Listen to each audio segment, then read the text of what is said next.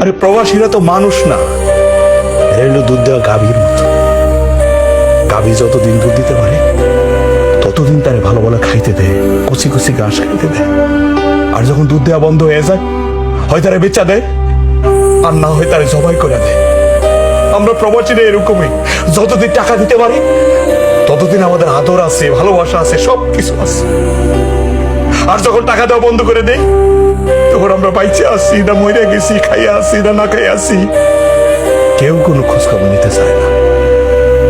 একটা কথা কি জানো, বড় মানুষ কষ্ট দিলে মাইনা নেওয়া যায়, কিন্তু আপন মানুষ কষ্ট দিলে কোনোদিন মাইনা নেওয়া যায় না। কষ্টটা লাগে এই কলিজার মধ্যে, কলিজার মধ্যে দাগ লাগা থাকে, এটা ভোলা যায় না।